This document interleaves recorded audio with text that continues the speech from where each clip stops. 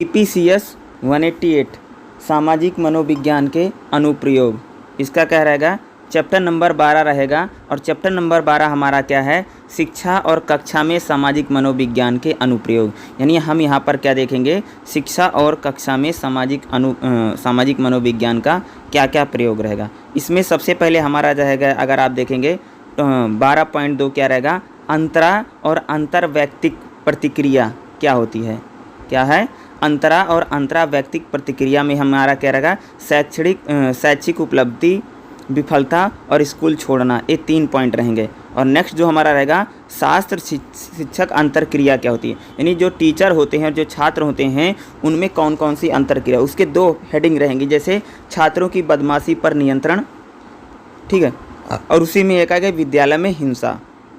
Last में जो हम देखेंगे, आत्म प्रत्यक्षीकरण और उसके शैक्षणिक पैमाने, यानी आत्म प्रत्यक्षीकरण हम कैसे कर सकते हैं, उसके कौन कौन से पैमाने हैं, आत्म विकलांग है, आत्म सेवा पक्षपात है, या अति औचक प्रभाव है।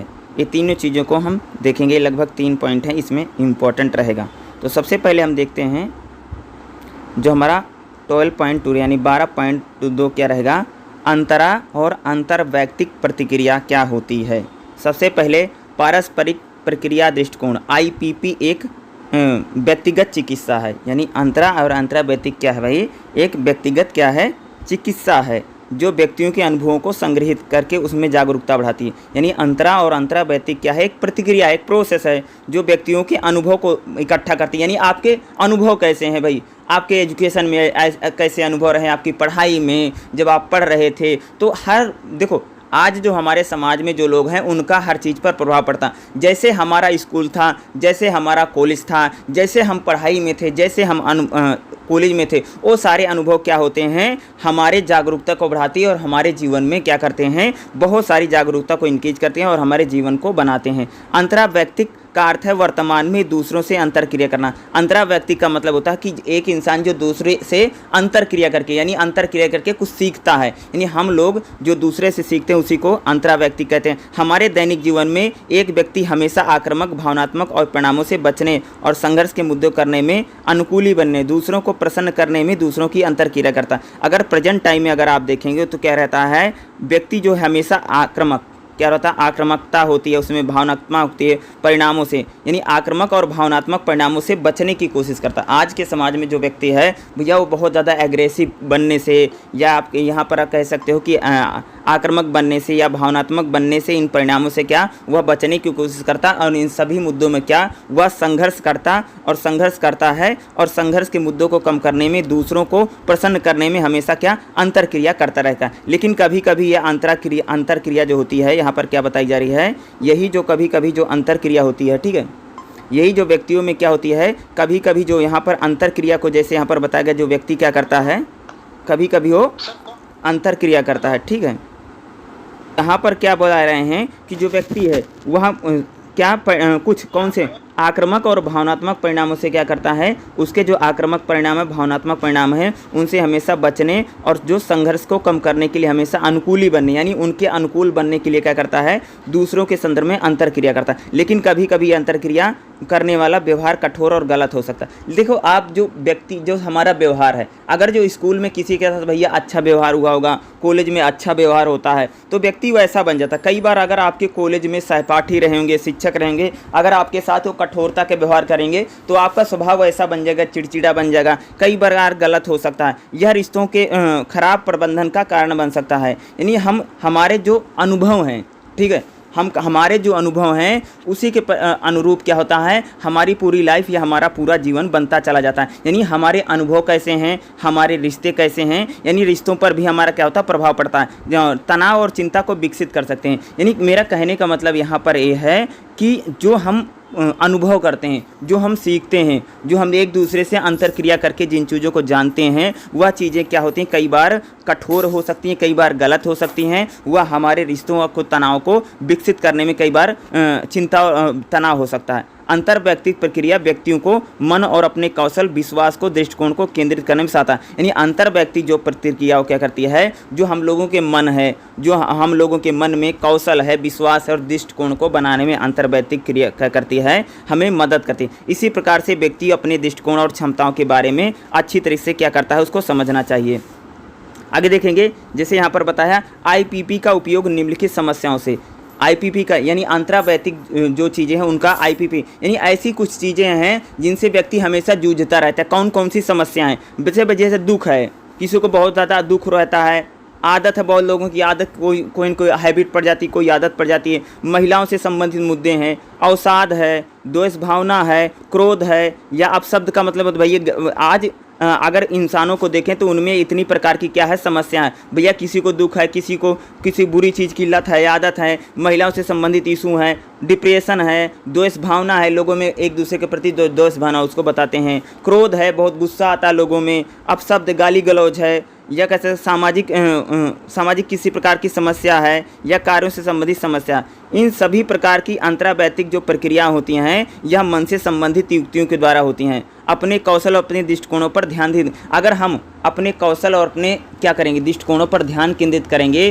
तो जितनी प्रकार की जिन समस्याओं के बारे में मैंने अभी आपको बोला, इन सभी समस्याओं पर क्या कर सकते हैं, हम अपने कौशल के जरिए, दृष्टिकोण के जरिए इसको कम कर सकते हैं। इस प्रक्रिया में व्यक्ति विशिष्ट उद्दीपन के साथ अंतर्क्रिया करेगा। यही उद्दीपन आंतरिक और बाह्य, यानी हमारे लाइफ में जो समस्या है, ठीक है, हमारे लाइफ में जो समस्या है, कौन कौन सी समस्या है भैया, जैसे दुख है, आदत है, महिला से संबंधित मुद्दे है, अवसाद है, क्रोध है, अपशब्द है, गाली गलौज, इस प्रकार की जो व्यक्तियों में समस्याएं हैं जो बंद नहीं है, इन समस्याओं को कैसे दूर किया जा सकता है।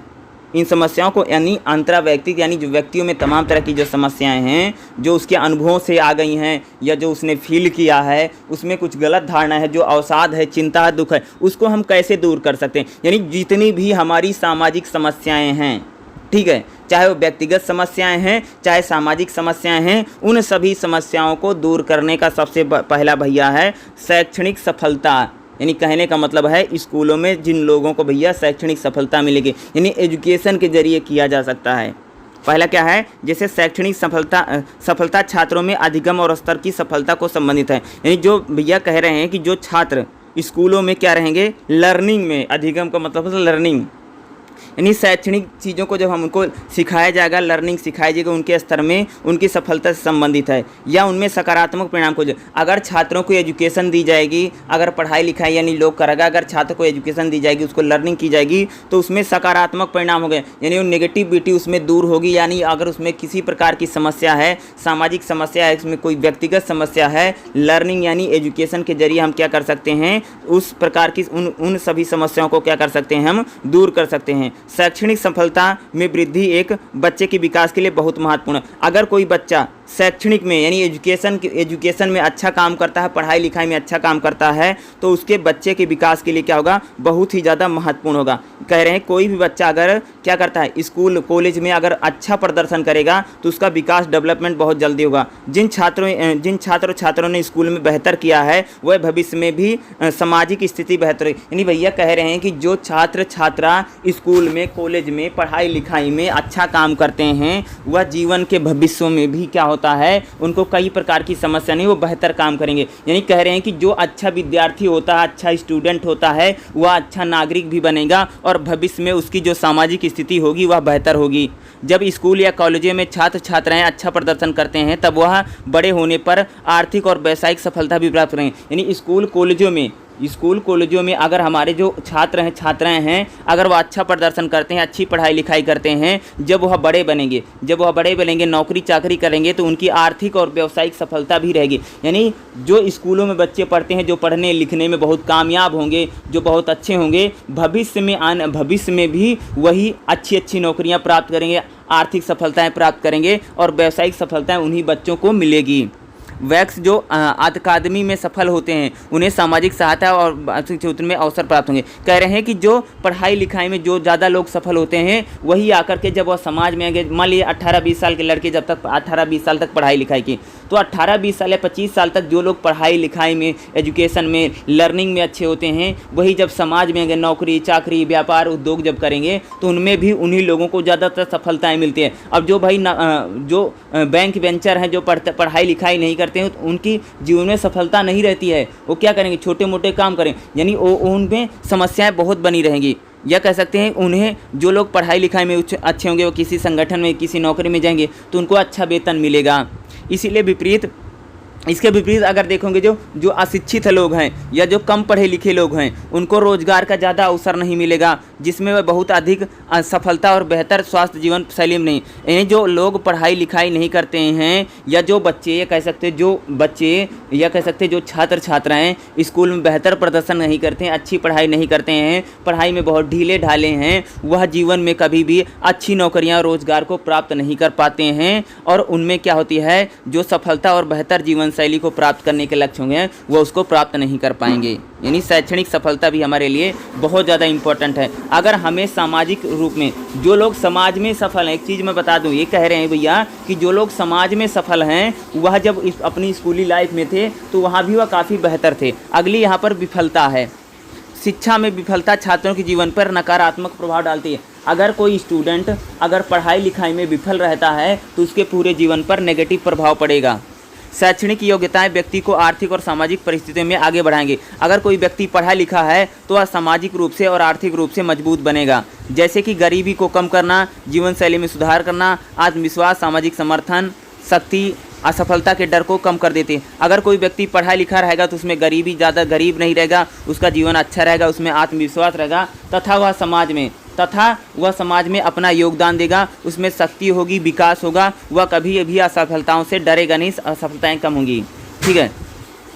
इसके शिक्षा में विफलता को कम करने के लिए कक्षा में उपयुक्त वातावरण बनाएं। यानी जो हमारी क्लासें हैं उसमें ज़्यादा से ज़्यादा स्टूडेंट पढ़ें, ज़्यादा से ज़्यादा लोग सफल हों, विफल ना हो। इसके लिए हमें क्लासरूम में एक अच्छा वातावरण बनाना पड़ेगा। इसके अतिरिक्त विकास की मानसिक शिक्षा में अनुकूल के साथ साथ छात्रों को प्रेरणा की बढ़ाने में, यानी छात्रों को ये भाई पढ़ाना लिखाना तो है, लेकिन उनके साथ साथ छात्रों के साथ साथ क्या करना, उनको प्रेरणा भी बढ़ानी पड़ेगी। यानी नई नई चीज़ उनको सिखाओ, छात्रों को प्रेरणा की बढ़ोतरी करनी।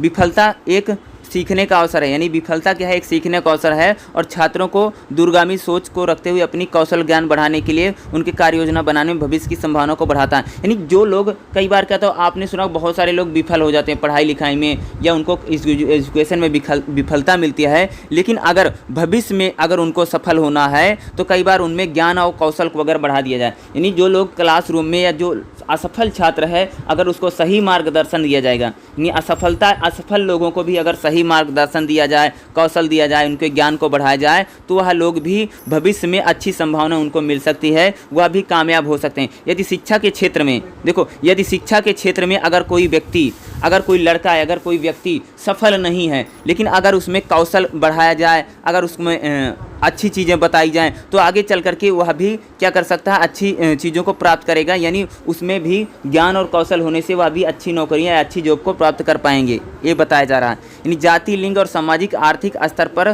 संबंधित समस्याएं निपटने में महत्वपूर्ण है कि कौशल के बारे में छात्रों को पढ़ाना। यानी अगर छात्रों को ज़्यादा से ज़्यादा सफल बनाना है तो हमें जो लोग विफल हैं उनको ज़्यादा से ज़्यादा स्किल के ऊपर ध्यान देना पड़ेगा। यानी स्कूली जो हमारी एजुकेशन है, स्कूल एजुकेशन में सबसे ज़्यादा किसका ध्यान देना पड़ेगा, स्किल के बारे में। यानी छात्र जब स्किल्ड होंगे और स्किल्ड एजुकेशन को सीखेंगे, जो विफल छात्र होंगे क्योंकि वह भाई पाठ्यक्रम को नहीं सीख पा रहे हैं, वह स्कूल की किताबों को नहीं सीख पा रहे हैं, अगर उन्हीं छात्रों को हम क्या करेंगे, कुशलता के बारे में यानी स्किल सिखाएंगे तो स्किल सीखने से क्या होगी, उनके जीवन में जो समस्याएँ कम होगी, वह भी आप एक अच्छी लाइफ जी पाएंगे। दूसरी जो समस्या है स्कूलों को छोड़ना। तीसरी समस्या क्या होती भाई, बहुत सारे बच्चे लोग होते हैं स्कूल छोड़ देते हैं। ठीक है, क्लास ड्रॉप आउट की भी बड़ी समस्या हमारे समाज में। अगर आप देखो एजुकेशन सेक्टर में बहुत सारे बच्चे, कुछ बच्चे दूसरी क्लास है, कुछ बच्चे तीसरी क्लास है, कुछ लोग 5वीं 6वीं और कुछ लोग 12वीं पढ़ के पढ़ाई को छोड़ देते हैं। पढ़ाई छोड़ने का सबसे बड़ा जो रीज़न है, देखो संघर्ष जीवन का मूल आधार है भाई। कह रहे हैं कि ज़िंदगी भर हम लोगों को संघर्ष करना है। ज़िंदगी अगर इंसान ने किसी लाइफ लिया है तो ज़िंदगी में संघर्ष जीवन का मूल आधार है। स्कूल, कॉलेज या संस्थानों में कोर्स करने के दौरान छात्रों को शिक्षा के बीच में छोड़ना, अर्थात कॉलेज, स्कूल या कॉलेज को हमेशा के लिए शिक्षा से बाहर जाना ड्रॉप आउट होता है। यानी बहुत सारे बच्चे जो होते हैं स्कूल को, कॉलेज को, शिक्षण संस्थान जब पढ़ते हैं तो बीच में ही क्या कर देते हैं, छोड़ देते हैं, ड्रॉप आउट। एक छोड़ने का रीज़न क्या है, उनकी वित्तीय समस्या, शायद पैसे कौड़ी की कमी हो भैया, खराब प्रदर्शन या अच्छी पढ़ाई नहीं कर पा रहे हैं, विद्यालय कई बार बहुत ज़्यादा क्या लेने लग जाए, फीस लेने लग जाए, इसलिए भी बच्चे स्कूल कॉलेज को छोड़ देते हैं। बेहतर सुविधा कई बार नहीं मिल पाती, इससे भी जो छात्र थे छोड़ देते हैं। कई बार ये बोल रहे हैं कि लड़कों भैया, आज जो हमारे समाज को ये लगता है कि बेरोजगारी और व्यक्तिगत कारणों की वजह से लोग छोड़ दें। कह रहे हैं कि अगर लोग इतना पढ़ लिख रहे हैं फिर भी उनको नौकरियां नहीं मिल रही हैं, इससे व्यक्ति या लोगों में निराशा होती है। क्या होती है, इससे व्यक्तियों लोगों में निराशा होती है कि भाई पढ़ लिख कर, जो लोग पढ़े लिखे हैं उनको ही नौकरी नहीं मिल रही है, तो हम लोग पढ़ लिख कर क्या करेंगे। इससे भी क्या होता है, ड्रॉप आउट की जो समस्या, काफ़ी बड़ी संख्या में लोग क्या कर देते हैं, स्कूल कॉलेजों को छोड़ रहे हैं। छात्रों के ऊपर उचित ध्यान नहीं दिया जाना और सफलता की गारंटी, यानी छात्रों के ऊपर स्कूल कॉलेजों में ध्यान नहीं दिया जाता है और स्कूल कॉलेजों में जो छात्र पढ़ रहे हैं वह जीवन में कितने सफल होंगे, कितने असफल होंगे, इसकी कोई गारंटी नहीं है। इस गारंटी न मिलने की वजह से भी क्या होता है, बहुत सारे छात्र स्कूलों को छोड़ देते हैं। सामाजिक मनोविज्ञान के अनुसार यह छात्रों के मानसिक स्वास्थ्य पर बड़ा प्रभाव डालता है। ड्रॉप आउट को कम करने के लिए बहुत सारे तरीके अपनाए जा सकते हैं। यानी जो बच्चे हैं, जो छात्र छात्राएं हैं, वह स्कूल ड्रॉप आउट ना करें। इसकी समस्या के समाधान के लिए कई सारे तरीकों को अपनाया जा सकता है। एक व्यक्ति के सामने अन्य क्षेत्रों में भी कार्य करने के, अगर कोई व्यक्ति पढ़ाई लिखाई करता है, अगर वह पढ़ाई लिखाई के क्षेत्र में नहीं सफल हो पा रहा है, उसको अगर अन्य क्षेत्रों में कार्य करने की संभावना रहेगी तो स्कूल ड्रॉप आउट को जो संभावना वह कम होगी। उच्च शिक्षण संस्थानों में व्यक्तियों का अगर अच्छा पैकेज न मिलने का भय ना हो तो वह व्यापार शिक्षा के क्षेत्र में योगदान दे सकें। अगर जो लोग स्कूल में पढ़ाई कर रहे हैं, अगर वह व्यापार में, उद्योग में या कृषि में अगर वह अच्छा कर सकते हैं तो स्कूल जो ड्रॉप आउट की समस्या है या जो भय है छात्रों में, वह कम किया जा सकता है। छात्रों में जागरूकता पैदा करके, नई टेक्नोलॉजी मुहैया करा करके, छात्रों को छात्रवृत्ति, यानी जो छात्र हैं उनको अच्छी तकनीकी दे करके, जागरूकता पैदा करके, या छात्रवृत्ति यानी जिसे हम वजीफ़ा या कह सकते हैं, जो स्कॉलरशिप मिलती है, स्कॉलरशिप आदि मुहैया करवा करके हम स्कूल में जो ड्रॉप आउट है उसको कम किया जा सकता है। आज जो छात्र बड़ी संख्या में स्कूल कॉलेजों को छोड़ रहे हैं उसको कम किया जा सकता है। अगला जो हमारा पॉइंट क्या रहेगा, इसमें देखेंगे 12.3 रहेगा, यानी 12.3 रहेगा, शिक्षक और छात्र में अंतर क्रिया, यानी छात्र और शिक्षक में किस प्रकार के संबंध, रिलेशन बनने चाहिए भाई। ठीक है, ज्ञान और उपज में एवं विकास के लिए शिक्षक और छात्र में बहुत वार्तालाप होना है भैया। कि ज्ञान के लिए, यानी जो छात्र और शिक्षक के बीच में अगर ज्ञान का संचार होना है, अगर विकास, यानी छात्रों में ज्ञान और विकास का अगर संचार करना है तो शिक्षक और छात्र के बीच में एक अच्छा वार्तालाप, एक अच्छी बातचीत होना बहुत महत्वपूर्ण है। यानी कह रहे हैं कि अगर छात्रों को जीवन में ज्ञान अर्जित करना है, अगर जीवन में सफल होना है, तो शिक्षक जो है, जो टीचर है, जो पढ़ा रहा है, और जो छात्र हैं उनमें अच्छी तरीके से वार्तालाप होना बहुत ज़्यादा ज़रूरी है, बहुत ज़्यादा ज़रूरी है। यानी जब छात्र अपने टीचरों से अच्छे से बातचीत कर पाएंगे, उनसे सवाल जवाब पूछ पाएंगे, तो जो छात्र होंगे वह जीवन में सफलताओं को ज़्यादा प्राप्त करेंगे, या कह सकते हैं कि वह बहुत ज़रूरी है। शिक्षक और छात्र के बीच में जो अंतर क्रिया है छात्रों को सामाजिक कौशल विकसित करने में, यानी अगर शिक्षक और छात्रों के बीच में जो बातचीत है या बातचीत करने का ढंग है, अगर शिक्षक और छात्र के बीच में जो अंतर क्रिया का जो रिलेशन है अगर उसको बढ़ाया जाएगा तो समाज में छात्रों में कौशल है, समाज के साथ कैसे जुड़ें, शिक्षण पर ध्यान दें और शिक्षा के बारे में प्रोत्साहन मिले। यानी टीचर और जो स्टूडेंट है अगर उनके बीच में अच्छा रिलेशन बनेगा, अच्छी बातचीत करेंगे, तो छात्रों में शिक्षा के प्रति, या कह सकते हैं शिक्षण के प्रति या पढ़ाई लिखाई के प्रति क्या होगी, दिन प्रतिदिन भैया जागरूकता बढ़ेगा। एक शिक्षक वह व्यक्ति है जीवन में कभी एक शिक्षक वह व्यक्ति होता है जो जीवन में सभी पहलुओं को छात्रों को मनोविज्ञान समझाता है।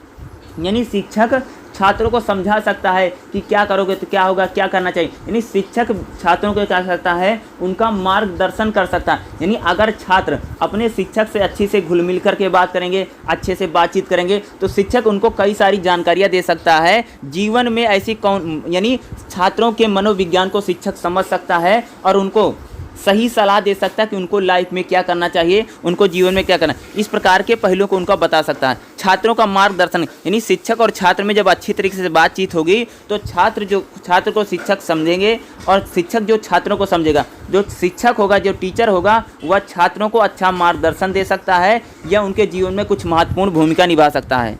किसी भी सकारात्मक शिक्षक का छात्रों पर जो प्रभाव, यानी कोई भी अगर शिक्षक है वो बहुत अच्छा पढ़ाता है, बहुत अच्छी नॉलेज है, तो छात्रों पर उसका बहुत अच्छा प्रभाव पड़ता है। यानी जो बहुत अच्छे टीचर होते हैं छात्रों के ऊपर बहुत ज़्यादा प्रभाव, आपने देखा भी होगा बहुत सारे ऐसे टीचर होते हैं, बहुत ज़्यादा भैया ऐसे मास्टर होते हैं जिनका प्रभाव उनके स्टूडेंट पर बहुत ज़्यादा पड़ता है या उनके जैसे वो बनना चाहते हैं। यानी कह रहे हैं कि अगर छात्र और शिक्षक के बीच में रिलेशन अच्छा बने, अगर शिक्षक बहुत अच्छा है, बहुत बेहतर है, तो छात्रों के जीवन पर एक सकारात्मक प्रभाव पड़ेगा जो उनके पूरे जीवन को लक्षित कर सकता है। यानी स्टूडेंट के जीवन को बदलने में जो शिक्षक है उसकी बड़ी भूमिका है। अतः इस तरह के अंतर क्रिया से छात्रों को अनुशासन का पालन करते हैं और नियमित रूप से शिक्षकों द्वारा गृह कार्य को पूरा करेंगे। यानी अगर जो शिक्षक है वह बहुत अनुशासित है, अपने छात्रों पर बहुत ज़्यादा ध्यान देता है, अगर तो क्या होगा, शिक्षक अगर बहुत ज़्यादा डिसिप्लिन में रहता है, काम को सही करता है, पढ़ाता अच्छा है, तो जो छात्र होंगे उससे बहुत जुड़ेंगे। अगर जो शिक्षक उनको बातें बोलेगा उसको फॉलो करेंगे और इससे छात्रों को बहुत ज़्यादा क्या होगी, मदद भी मिल सकती है। यानी लाइफ में इनको बहुत ज़्यादा मदद मिल सकती है। और अगर जो शिक्षक उनको गृह कार्य देगा, उनको काम को मनोवैज्ञानिक दृष्टिकोण से अगर देखें तो शिक्षक की प्रेरणा प्रत्येक छात्रों में जीवन में बहुत महत्वपूर्ण है। अगर मनोवैज्ञानिक दृष्टिकोण से देखें, जो शिक्षक है जो छात्रों को मोटिवेट करता है, शिक्षक का मोटिवेशन छात्रों के लिए बहुत बेहतर है, जो उनके जीवन में क्या कर सकता है, नेगेटिविटी को हटा सकता है, पॉजिटिव। यानी छात्रों के जीवन में शिक्षक की भूमिका बहुत ही ज़्यादा महत्वपूर्ण है। साथ शिक्षक से सीखते हैं, उनका आजीवन पालन करते हैं। यानी जो शिक्षक उनको बताएगा, पढ़ाएगा, लिखाएगा, बताएगा, वही चीज़ें अपने जीवन में फॉलो करते हैं। और शिक्षा यानी छात्रों के जीवन में प्रेरणा लाने में शिक्षकों की भूमिका बहुत महत्वपूर्ण है। शिक्षक और छात्रों के बीच सकारात्मक एवं नकारात्मक अंतरक्रिया का परिणाम भिन्न हो सकता है। देखो ध्यान से सुनिएगा। सकारात्मक छात्र छात्रा क्रिया, सकारात्मक सामाजिक व्यवहार, अच्छे सहकर्मी संबंध, अनुशासन का पालन करना, अधिक आत्मविश्वास, जिम्मेदार होना। देखिए इसमें क्या है कि अगर शिक्षक और छात्र के बीच में सकारात्मक माहौल रहेगा तो सामाजिक व्यवहार अच्छा रहेगा, जो छात्र होंगे आगे चल करके एक अच्छे सहकर्मी, उनके रिलेशन अच्छे बनेंगे, अनुशासन पालन करने वाले बनेंगे, उनमें आत्मविश्वास बढ़ेगा, छात्रों में जागरूकता रहेगी, जिम्मेदार बनेंगे और वह समाज में आगे चल करके एक अच्छे नागरिक बनेंगे। अगर शिक्षक और छात्र में नकारात्मक चीज़ें रहेंगी, नकारात्मक सामाजिक व्यवहार होगा, सहकर्मी के साथ उनके संबंध रहेंगे, ना तो अनुशासित रहेंगे, उनमें आत्मविश्वास की कमी रहेगी, गैर जिम्मेदार हो रहे, खराब पारिवारिक संबंध बनेंगे। यानी कह रहे हैं कि जब शिक्षक और छात्रों के बीच में क्या रहेंगे, शिक्षक और छात्रों के बीच में जब क्या रहेगी, बहुत ज़्यादा आपस में बातचीत करेंगे, अच्छे संबंध बनेंगे। जो शिक्षक है जब छात्रों को बहुत सारी चीज़ों को सिखाएगा, बताएगा, पढ़ाएगा, तो उनके जीवन में बहुत ही ज़्यादा क्या रहेंगे, एक सकारात्मक माहौल बनेगा। ठीक है, उनके जीवन में क्या होगा, बहुत ही ज़्यादा सकारात्मक माहौल बनेगा। और भविष्य में, ठीक है, भविष्य में आगे चल करके क्या होंगे, अगर भाई शिक्षक का छात्रों पर सकारात्मक माहौल बनेगा तो जो छात्र है उसका जीवन सुधर जाएगा, उसमें नेगेटिविटी रहेगी, यानी नेगेटिविटी नहीं रहेगी, पॉजिटिव रहेगा, अच्छा काम करेगा, लाइफ में बहुत अच्छा कर सकता मुकाम। अगर छात्र और शिक्षक के संबंध अगर खराब रहेंगे, जो छात्र होगा वह लाइफ में बहुत ज़्यादा बेहतर काम नहीं कर सकता है या बहुत ज़्यादा सफलता की उम्मीद नहीं की जा सकती है। यानी कह रहे हैं कि भैया मेरे कि शिक्षक और छात्रों के बीच में अच्छा संबंध बनेगा तो जो छात्र होगा उसको बहुत फायदा मिलेगा। और अच्छे शिक्षक जो हैं वह छात्रों का मार्गदर्शन, यानी वही मैं आपको बता रहा हूं कि हर लड़का हर जो विद्यार्थी और शिक्षक जो लड़का जो पढ़ाई करता है वो सभी लोग बेहतर कर सकते हैं, बस क्या है, मार्गदर्शन यानी गाइडेंस की कमी है। अगर कोई लड़का, कोई व्यक्ति, अगर कोई लड़का है, लड़की है, अगर गलत रास्ते पर जा रहे हैं, इसका मतलब ये नहीं कि वो गलत हैं, जीवन में उन्होंने लाइफ उनकी खराब है, इसका मतलब ये हो सकता है कि उनको कोई समझाने वाला बताने वाला या उनको सही गाइड करने वाला नहीं मिला। जिस इंसान के भी जीवन में सही गाइडेंस नहीं रहेगी, सही शिक्षक नहीं रहेगा या गुरु की भूमिका नहीं रहेगी, उनकी लाइफ बेहतर नहीं बन सकती है। उनको समाज में तमाम तरह की समस्याएं, जीवन में सफलता उनसे हमेशा दूर रहेगी और कई प्रकार के उनके समस्या प्रॉब्लम आ सकती है। यानी कह रहे हैं कि शिक्षा यानी एजुकेशन सिस्टम जो है उसमें शिक्षक जो है उसकी भूमिका छात्रों में बहुत ज़्यादा महत्वपूर्ण है, क्योंकि टीचर जो है वह बच्चे की पूरी लाइफ को बना सकता है या बिगाड़ने में उसकी बहुत ज़्यादा भूमिका है। अगर शिक्षक बहुत बेहतर है तो बहुत अच्छा बताएगा, स्टूडेंट का जो फ्यूचर पूरी लाइफ है बेहतर बन सकती है। अगर छात्र और शिक्षक में जो संबंध है वो खराब रहेंगे या अंतर क्रिया अच्छी नहीं है, नकारात्मक रहेगी, तो जो पूरा स्टूडेंट है उसकी लाइफ बर्बाद हो सकती है। यही चीज़ें आपको बताई जा रही हैं। आगे देखेंगे, शिक्षक के साथ सकारात्मक बातचीत स्थापित करने से छात्र अपने कक्षा के वातावरण को अधिक आरामदायक बना सकता है। यानी शिक्षक और छात्र में अगर सकारात्मक बातचीत रहेगी तो जो क्लास का माहौल रहेगा बहुत अच्छा रहेगा और अच्छा महसूस करेंगे। कई बार शिक्षक कई छात्रों को नवाचार और नई चीज़ों को भी कार्य सम्मानित नहीं किए जाते हैं। कई शिक्षकों की राय से सहमत नहीं होते हैं, कई छात्र को खराब अंक या ग्रेड दिए जाते हैं।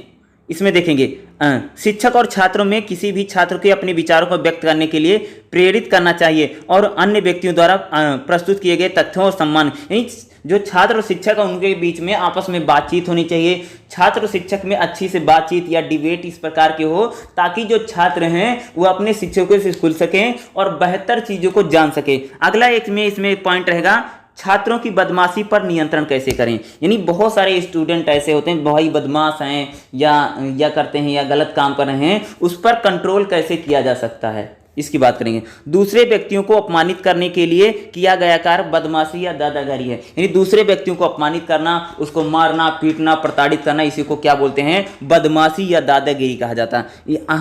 यह अक्सर कमजोर या कम शक्ति वाले लोगों पर है। भैया दादागिरी इंसान किस पर करता है, जो कमजोर है ना उसी को तो मारता है पीटता है ना, वही काम करते हैं। ठीक है, बदमाशी या बुलिंग का पीड़ित छात्रों पर नकारात्मक प्रभाव। देखो आपने सुना होगा बहुत सारे स्कूल कॉलेज में पहले रैगिंग होती थी ना, तो वही भाई कि स्कूलों में अगर बात करेंगे, अगर छात्रों को कोई छात्र बदमाशी करेगा या कुछ भी होगा, जिन छात्रों को मारे पीटेगा, इसका नकारात्मक प्रभाव पड़ता है। बदमाशी करने वाले छात्रों का सामाजिक कौशल में कमी होगी। यानी जो छात्र बदमाशी करते हैं, बदमाश होगा या मारने पीटने में होगा, यानी जो स्कूलों में जो छात्र ऐसे हैं जो छात्रों को परेशान करते हैं, जो मारते हैं पीटते हैं या रैगिंग करने वाले जो लोग हैं, ये ना कहने का मतलब है जो लड़का बदमाशी कर रहा है, मार पीट रहा है या छात्रों में बदमाशी कर रहे हैं या दादागिरी जो शब्द यहाँ पर यूज इन्होंने किया है, इस प्रकार के अगर जो छात्र करते हैं उनमें कौशल ज्ञान का जो रहेगी वह बहुत कम रहेगी।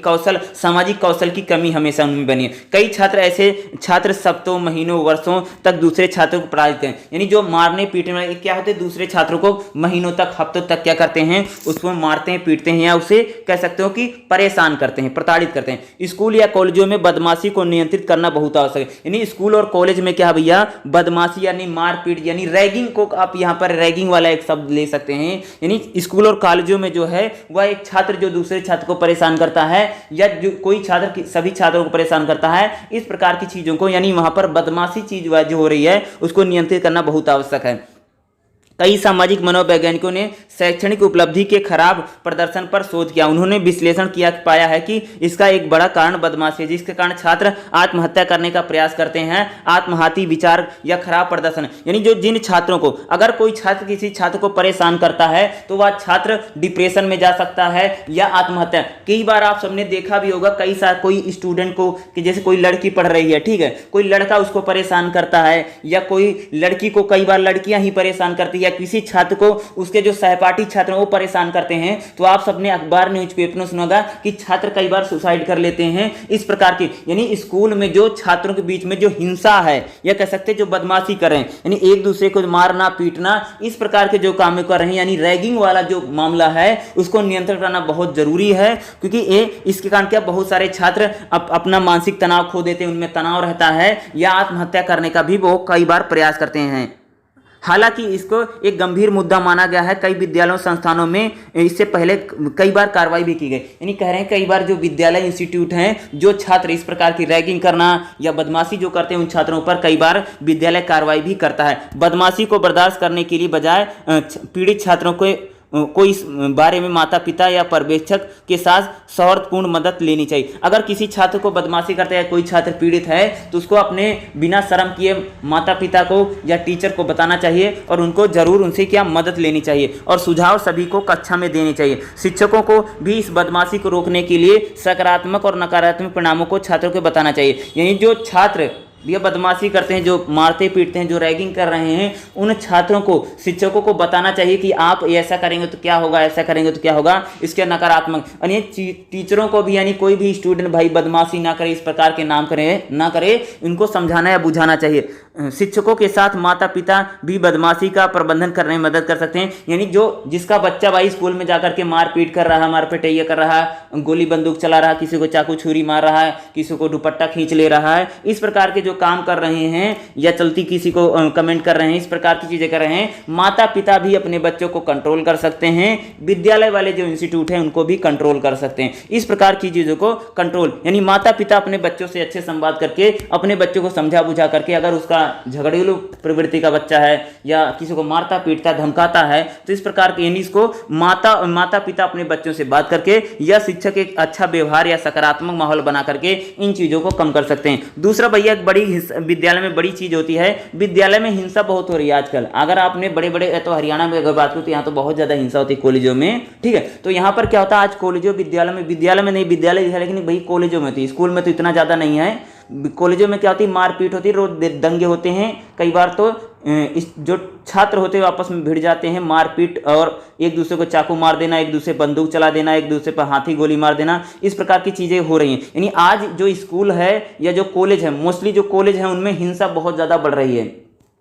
और विद्यालय में जो हिंसा वह कई प्रकार की हिंसा होती है। एक पहिया होती शारीरिक हिंसा। शारीरिक हिंसा का मतलब होता है किसी ने किसी को थप्पड़ मार दिया, किसी ने किसी को मुक्का मार दिया या मार दिया, किसी ने पत्थर उठा के मार दिया, या चाकू छुरी या बंदूक गोली मार देना या हाथ काट देना, इस प्रकार की, यानी शारीरिक रूप से। पहली कैसी, विद्यालय में बहुत ज्यादा हिंसा, यानी हिंसा एक तरह की आक्रामकता है। आक्रामकता बाहरी या आंतरिक दोनों हो सकती है। सामान्यतः हिंसा सिर्फ जानबूझकर शारीरिक बल के प्रयोग होती है, हालांकि इसका कोई अल्पस्थ मूल कारण नहीं है। सामाजिक मनोविज्ञान इसे एक मनोविज्ञान समाज हिंसा भी बदमाशी के मुद्दों का परिणाम है। यानी हिंसा को भी हम बदमाशी में, रैगिंग में जोड़ सकते हैं। कई बार छात्र अपने समूह या अपने गुट गैंग बना लेते हैं। कई बार स्कूल कॉलेज में देखा होगा ना, गैंग वैंग बनाकर चलते हैं ना, तो कई बार जो छात्र होते हैं वह गैंग बना लेते हैं। वह न केवल स्कूलों में बल्कि बाहर भी गिरोह बना करके लड़ाइयाँ करते फिरते हैं। वह हिंसक छात्र के जीवन पर बहुत बड़ा गंभीर प्रभाव पड़ता है। वह पूरे जीवन में कष्ट झेलना पड़ सकता है। वह सभी मनोवैज्ञानिक हानियों और अध्ययन के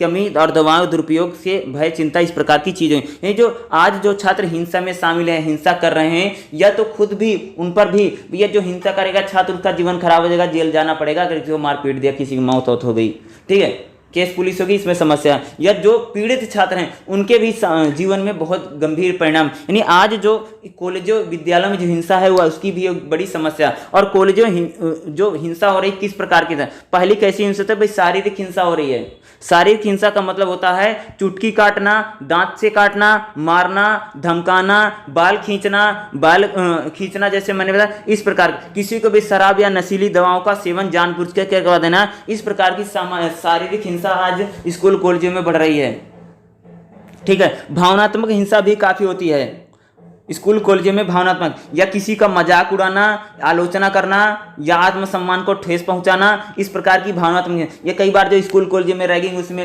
छात्र एक दूसरे छात्र का क्या मजाक उड़ाते हैं, या उसको मजाक करना या भद्दा मजाक करना, या कई प्रकार की, आज तो पता नहीं क्या बोलते हैं, मुझे ध्यान नहीं आ रहा, उस प्रकार की चीज़ें करते हैं, मजाक उड़ाते हैं, आत्मसम्मान या इस, यानी भावनात्मक।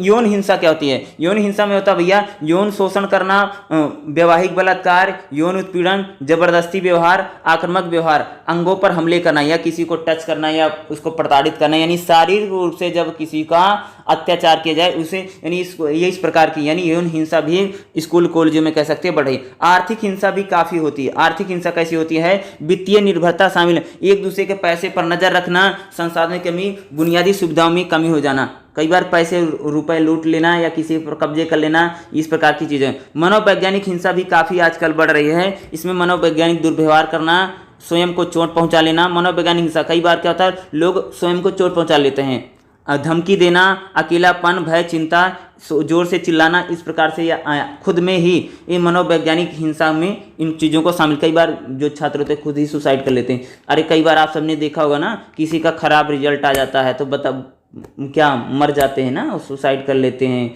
कोई फिनाइल पी लेगा, कोई गोली वोली खा लेगा, इस प्रकार के काम करते हैं ना, इस प्रकार की चीज़ें होती है। कई बार आपने देखा होगा ना, किसी अभी मैं थोड़े दिन पहले पढ़ा था कि उसमें आया था इंटरनेट, आज क्योंकि बीच में इंटरनेट आ गया भाई मेरे ना, तो क्या हो गया था कि बीच में वो हैदराबाद की एक लड़की थी, उसके गरीब माँ बाप थे तो भाई उसको लैपटॉप नहीं दिला सकते थे, तो उसकी पढ़ाई रुक गई थी। तो उस छात्र ने किया कि मैं पढ़ाई के बिना रह नहीं सकती हूँ, तो उसने क्या कर लिया था, सुसाइड कर लिया था। तो वही चीज़ें मैं आपको यहाँ पर बता रहा हूँ कि आज जो है मनोवैज्ञानिक भी है भाई। आज जो छात्र मान लो ऑनलाइन एजुकेशन चलती है, जिसके माँ बाप गरीब हैं उसको मोबाइल लैपटॉप नहीं दिला पा रहे हैं, इससे छात्र डिप्रेशन में चला जाता है, इससे भी कई बार वो सुसाइड कर लेता है। यानी इसी सब चीज़ों को क्या बोलते हैं, मनोवैज्ञानिक हिंसा। दिमाग पर बहुत ज़्यादा टेंशन ले लेते हैं। कई बार स्कूलों अगर आप देखो, कई बार बच्चों में देखोगे तो कई बार क्या होता है, बच्चे क्या होते हैं कि कोई चीज़ उनको सुविधा नहीं मिल पा रही है तो उनको नहीं मिल पा रही है, या पढ़ाई में खराब रिजल्ट आ जाता है, कई बार फेल हो जाते हैं, तो कई बार सुसाइड करने के काफ़ी प्रकरण हैं। तो यानी इस प्रकार की जो हिंसा है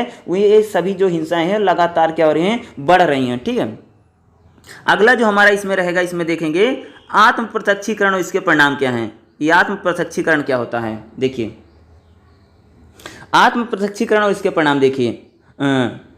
डेरिल ब्रेम ने मनोवृत्ति संदर्भ में आत्म प्रत्यक्षीकरण के परिणाम प्रतिपादन किया। आत्म प्रत्यक्षीकरण व्यक्तियों के आत्म सत्यापन या आत्म सम्मान को निर्धारित करता है। आत्म प्रत्यक्षीकरण व्यक्तियों को अपने बारे में मनोवृत्ति का निर्माण करता है। यानी हम लोग अपना जब स्वयं का क्या करें, प्रत्यक्षीकरण, अपना एनालिसिस खुद करें। व्यक्तियों का आत्म प्रत्यक्षीकरण यानी उसके अपने बारे में मनोवृत्ति व्यक्तियों के व्यवहारों को निर्धारित करता है कि किस व्यक्ति का परिस्थिति में कैसा व्यवहार होगा, या बहुत हद तक आत्म प्रत्यक्षीकरण पर निर्भर करता है। व्यक्तियों का आत्म प्रत्यक्षीकरण व्यक्तियों के शैक्षिक जीवन को पूरी तरह से प्रभावित करता है। यदि एक व्यक्ति अपना आत्म प्रत्यक्षीकरण सकारात्मक रखता है तो वह व्यक्ति शैक्षिक जीवन में अच्छा परिणाम रखेगा। यदि वह व्यक्ति नकारात्मक है तो आत्म प्रत्यक्षीकरण तब उसके जीवन में सफलता मिलने के बहुत कम आसार हैं। शैक्षणिक सफलता मनोवैज्ञानिक स्वास्थ्य से जुड़ी। देखो आत्म प्रत्यक्षीकरण का मतलब होता है कि जब हम लोग, हमारा कॉन्फिडेंस बहुत अच्छा रहेगा, कॉन्फिडेंस लेवल बहुत है, यानी हम लोग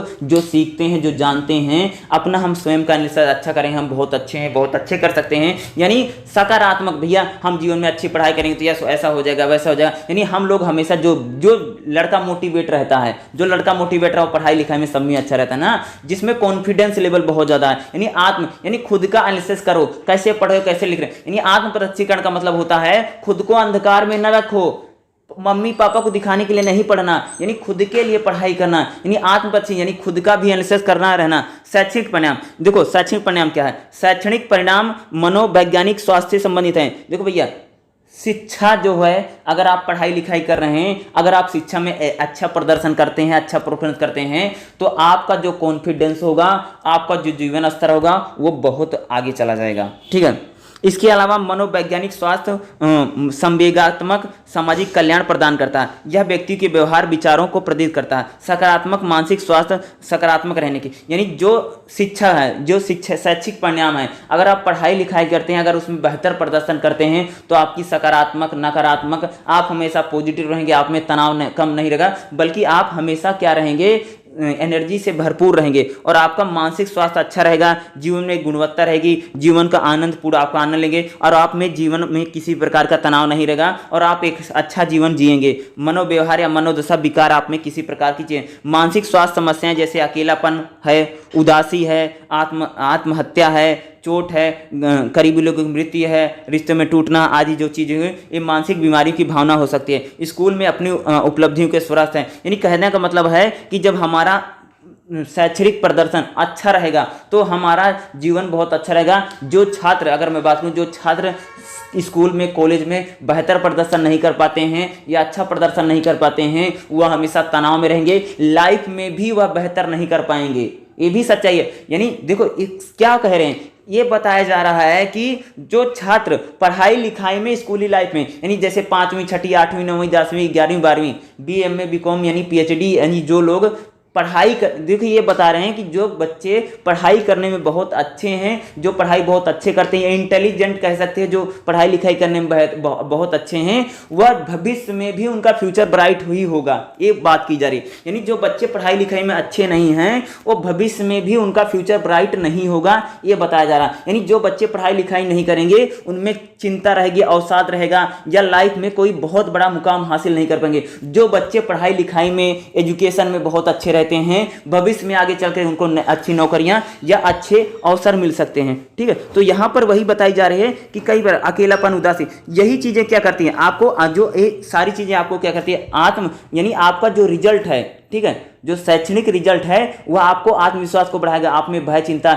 इस प्रकार की चीजों को दूर करने में क्या करता है, मदद करता है। जैसे आत्मविकलांगता क्या होती है, आत्मविकलांगता एक ज्ञानात्मक अवधारणा है जिसमें कोई व्यक्ति अपनी क्षमताओं को बहुत कम आंकता है। कई बार हम क्या करते हैं कि हमें लगता है कि हम तो पढ़ने लिखने में ज़्यादा सही नहीं है, दूसरा बहुत ज़्यादा है, यानी खुद को कम आंकना, खुद को कम आंकना। यानी आत्मविकलांगता, विकलांग का मतलब होता है कि अपना, यानी मेरी कैपेसिटी कम है, मैं इतना नहीं कर सकता हूँ, मैं इतना कैसे कर सकता हूँ, वही लोग कर सकते हैं, या मेरे में कमियां हैं, या मेरे में, यानी इसको खुद का स्वयं विकलांगता जैसी अवधारणा का यह व्यवहार किसी समाज या किसी भौगोलिक क्षेत्र में देखने को मिलती है। देखो कि आत्मविकलांगता शब्द का, देखो इसमें क्या बताता है, कोई व्यक्ति अपने काम को पूरा न करने की इच्छा से अपनी सोच को बदल देता है। कई बार लोग बदलते हैं कि मुझसे काम ही नहीं होगा, मुझसे पढ़ाई नहीं होगी। बहुत सारे बच्चे बोलते हैं अरे बहुत कठिन है, बहुत हार्ड है। इसी को, यानी खुद को कम आंकना, इसी को आत्म विकलांग शब्द के रूप में बोला जाता है, जिससे वह खुद को सही या अपनी सफलता के कारण दूसरे व्यक्तियों पर थोपता है। कई बार बच्चे लोग पढ़ाई नहीं करते हैं, करते हैं कि नहीं करते, हम दूसरों पर थोप देते हैं, अरे मैं तो बहुत अच्छा पढ़ रहा था, फलाने की गलती है, मैं तो बहुत अच्छा रिजल्ट मेरा आ जाता, मेरे पास किताब नहीं थी, कॉपी नहीं थी, या इस कारण था। यानी कहने का मतलब है खुद को कम आंकना या खराब प्रदर्शन आने पर खुद को दोष दे देना, यानी खुद को दोष ना देना, दूसरों पर मत्थे मर देना। ठीक है, अपनी कमियां नहीं पहचाना बल्कि दूसरों को निकाल देना कि हम बहुत पढ़ाई अच्छी कर रहे थे, वो तो पढ़ाने वाले में कमी थी, या जो हमने लिखा था वो मास्टर देने वाले में कमी थी, या हम तो बहुत अच्छे हैं, हम जहां जिस कॉलेज स्कूल में पढ़ते हैं वह इंस्टीट्यूट ही खराब है। ठीक है, ये क्या, इसको आत्मविकलांगता में ही काउंट किया जाता है। ठीक है, इसी को बोलेंगे, यानी दूसरों के मत्थे, दूसरे व्यक्तियों के मत्थे पर कई बार थोप देते हैं। इस जैसे कि अपने कार्यों को पूरा नहीं कर पाने पर कोई कार्य पूरा करने में इनकार कर देने के लिए घर के बाहर रातें बिताना। कई बार क्या होता है, हम अपना कार्य नहीं कर पाते हैं या बेहतर नहीं कर पाते हैं तो हम लोग गुस्से में घर बार छोड़ देना, भैया खाना पानी छोड़ देना, या देर रात तक पार्टी करना, शराबा और ड्रग्स लेना। ऐसे में लोग अपने कार्यों को सही ठहराते हैं, अपनी असफलताओं के लिए बहाने या कारण बनाते हैं। कई लोग अपनी असफलता के लिए बहुत ज़्यादा बहाने बनाते हैं। कोई लोग फेल हो जाएगा, बोलेगा तो पढ़ाई नहीं हो पाई, ये रीजन था, वो रीजन था, ऐसे बहाने बनाते हैं। उदाहरण के लिए बहाने बनाकर आत्मविकलांगता को स्वीकार कर लेना, यानी हम जब दूसरों के मत्थे पर चीज़ें मर देते हैं या बता देते मैं तो सफल हो जाता लेकिन इस समस्या यही बनी हुई थी, इसी को आत्मविकलांगता के रूप में किया जाता।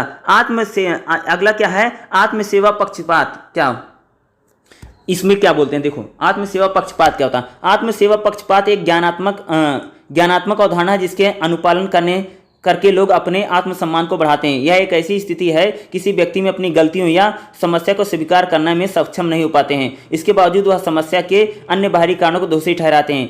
कई बार क्या होता है, हम लोग ना कि हमें लगता है ना पक्षपात, हमें लगता है कि कई बार हमें पता है कि हमने गलती की है, हमने पढ़ाई की है, लेकिन बोले कौन, हम पढ़ते नहीं हैं, बोले कौन, हम लिखते नहीं हैं। यानी हम अपनी गलतियों को कई बार ना स्वीकार नहीं कर पाते हैं। यानी हम लोगों को पता है कि हम गलत हैं, हम सही नहीं कर रहे हैं, हमें माफ़ी मांग लेनी चाहिए लोगों से, बल्कि हमें जाकर सॉरी कह देना चाहिए। लेकिन लोगों में इतना आत्मसम्मान हट हो जाएगा, यानी इतना ज़्यादा वो रहता है कि लोग अपनी गलतियों को स्वीकार नहीं कर पा रहे हैं, ये बताया जा रहा है। इसी को आत्म पक्षपात, यानी अपना पक्षपात कर लेना, यानी अपने बारे में झूठी बातें फैलाना, मैं तो ऐसा हूँ, मैं तो वैसा हूँ। कई बार खुद की गलती होने पर भी हम लोग उस गलती को स्वीकार नहीं कर पाते हैं। इसी को क्या बोला जाता है, आत्मसेवा पक्षपात करना।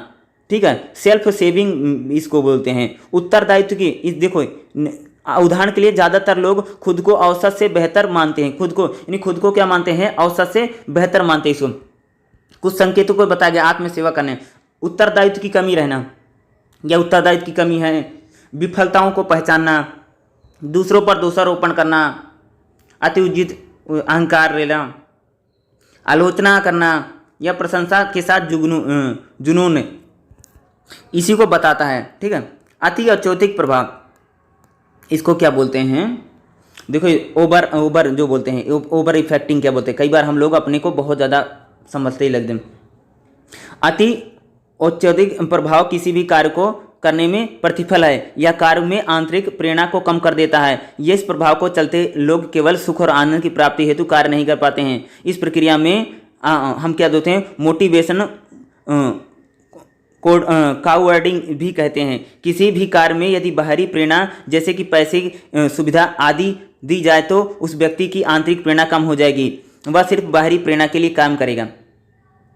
इसको देखो, इसको क्या बोलते हैं, कई बार हम लोग ना जैसे नौकरी कर रहे हैं, पढ़ाई कर रहे हैं, जैसे अगर मैं प्रेजेंट टाइम में बात करूं, आज जो व्यक्ति पढ़ रहा है, अगर एक बात बता दूं ना, अगर आज लोगों को पता चल जाए कि जो डिग्री वो कर रहे हैं उस डिग्री को करने से उनको नौकरी नहीं मिलेगी तो 99% लोग पढ़ाई छोड़ के घर बैठ जाएंगे। मेरा कहने का मतलब है, अगर लोगों को अगर उससे पैसे ना मिले या अगर कहीं पैसे की मिलने मिला है, यानी बाहरी अगर सेवाएं ना मिले या उससे लाभ नहीं होगा तो लोग चाहे उनके लिए हित की होगी तो पढ़ाई को छोड़, यानी एजुकेशन जो है, जैसे मैं मानूँ एजुकेशन जो है आज रोटी से जुड़ी हुई है। अगर लोग पढ़ाई इसलिए कर रहे हैं ताकि उनके रोटी जुड़ी है, जिस भी चीज़ से इंसान की रोटी जुड़ी होगी उस इंसान को उसको बहुत सेव लेकर। अगर मैं बात करूँ कि यही बताया जा रहा है कि अगर प्रेजेंट टाइम में वही आपको कह रहा हूँ, अगर लोगों को ये पता चल जाए कि अगर जो डिग्री कर रहे हैं, कोई 10वीं पढ़ा, कोई 12वीं पढ़ा, कोई BA में PhD कर रहा, अगर उसको ये बता दिया जाए भैया कि जो तुम डिग्री कर रहे हो, जो तुम पढ़ाई कर रहे हो, इससे तुमको तुम्हारी जो नौकरी है जो तुम पाना चाहते हो वह नहीं मिलेगा, वह अगले दिन उस पढ़ाई को छोड़ करके घर बैठ जाएगा। ये हालत है।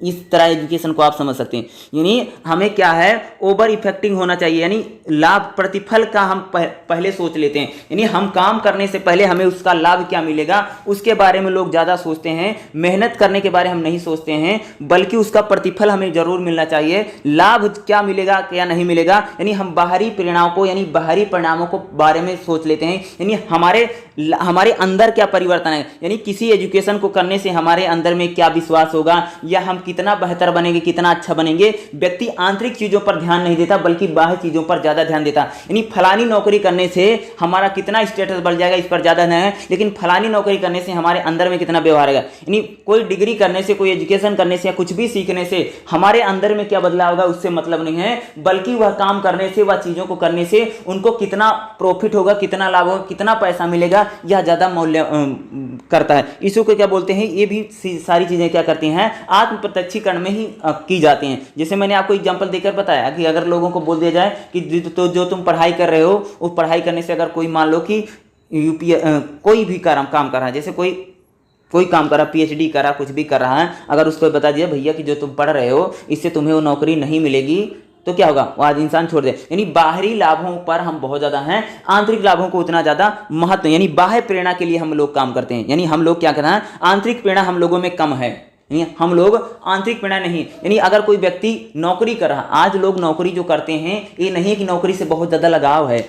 लोग आज, अगर मैं टीचिंग की बात करूं, लोग टीचिंग इसलिए नहीं कर रहे हैं, पढ़ाई इसलिए नहीं रहे हैं कि उनको टीचिंग यानी मास्टरी को पढ़ाने में बहुत ज़्यादा लगाव है। अब मैं प्रेजेंट टाइम में आपको बता दूं, बहुत सारे लोग आपको मिलेंगे मास्टर बनने की उनमें बहुत सारी आकांक्षा है, टीचर बनने की बहुत ज़्यादा आकांक्षा है, लेकिन ज़्यादातर लोगों में जो मास्टर बनने की आकांक्षा, टीचर बनने की आकांक्षा इसलिए बनी है क्योंकि उनको पैसा मिलेगा, इसलिए आकांक्षा है। अगर उनको पता चले कि इससे पैसा नहीं मिलेगा तो पढ़ाना छोड़ देंगे। यानी मेरा कहने का मतलब है कि हमारी आंतरिक प्रेरणा कम है, यानी हम टीचर बनने या बेहतर पढ़ाएं, हमारे अंदर के मन के विचार नहीं, बल्कि हमें जो पैसा मिलेगा वो हमें प्रेरित कर रहा है। उसी प्रकार से बहुत सारी चीजें आप इसको देखने को मिलेगी। यही सारी चीजें मैं आपको बताऊं, जैसे मैंने आपको बताया कि स्टूडेंट को पता चल जाए कि फलानी पढ़ाई करने से नहीं मिलेगा, अगर जो लोग मास्टर बनना चाहते हैं अगर उनको पता चल जाए कि इससे पैसा नहीं मिलेगा तो शायद 90% लोग नौकरी छोड़ करके घर बैठ जाएंगे, 100% लोग बैठ जाएंगे, जिस समय कह देंगे। कुछ लोग होंगे जिनमें कुछ होगा वो जाकर के पढ़ाएं। यानी हम लोग बाह्य प्रेरणाओं को ज़्यादा प्रेरित हैं, यानी बाहरी लाभ क्या होगा, बाहरी लाभों को ही हम ज़्यादा महत्व देते हैं, बल्कि आंतरिक यानी इंटरनल प्रेरणा यानी कह सकते हैं हमारे मन में बहुत ही कम रहती है। यही चीज़ें यहाँ पर बताई गई, यही सारा है इसमें। लगभग ये जो चैप्टर है पूरा खत्म हो गया है, ठीक है।